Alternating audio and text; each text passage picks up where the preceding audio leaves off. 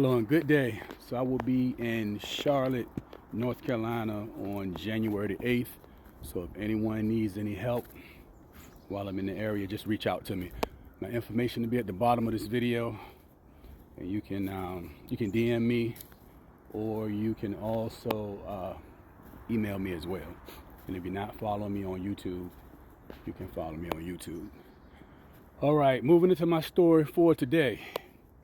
So I had a lady that reached out to me. Now, when she reached out, she said she had a Reiki session done. So if you don't know what that is, that's energy healing. And she said after she had her session done, she left and she started to feel kind of like she was feeling funny. She was feeling weird. So she didn't know what was happening, what was going on. So she said she went home. And when she went home, she took a nap. She laid down. So, of course, she fell asleep. So she fell asleep and she had a bad dream. So she said she saw a child in her dream, and this child was a demon. So she wakes up from her dream. She said when she wakes up, she's being choked and something is dragging her. So, of course, that she was terrified. So of course, she doesn't understand what's happening or, what's going on. But I've made multiple videos about this, warning people to stay away from the Reiki. Like even the Reiki healers. I tell them if you want to do something, you can do pranic healing. That's safe to do, and I'm gonna explain why that is safe and why Reiki is not. Now, I've took several Reiki masters through deliverance, because what's happening is they get attuned. So they go through this ritual, so they get attuned to these ancient Japanese symbols.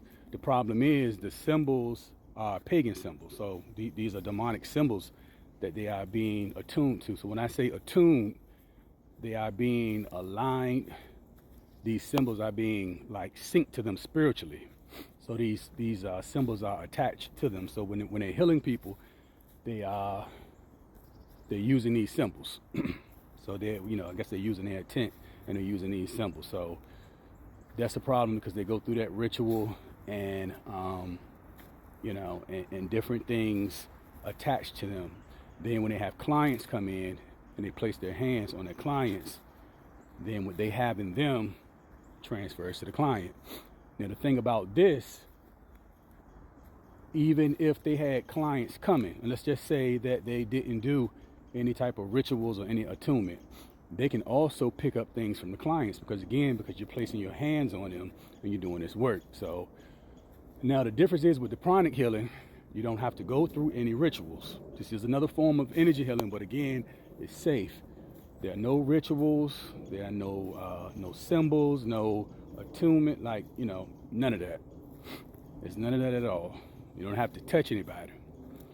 So again, if you are a healer, switch over to that. And if you are a person that's getting Reiki sessions, you may want to stop doing that because it can get dangerous.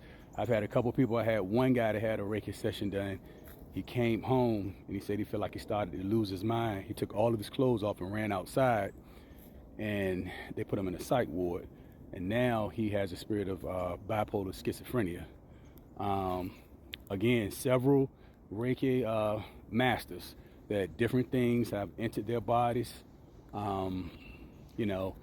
They're telling me that they're feeling something like something wrapping around the leg, something wrapping around the head.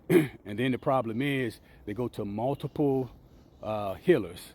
So when something happens, like one case of the guy I was working with, he was going to two girls, so he didn't know who it came from. So that started it was a big thing about that. So, and everybody was pointing the finger saying it wasn't me. So when you're working with anybody anyway, regardless of what it is, you only want to work with one person. That way you can pimp on them. All right, stay away from the Reiki, and everybody have a safe and great day.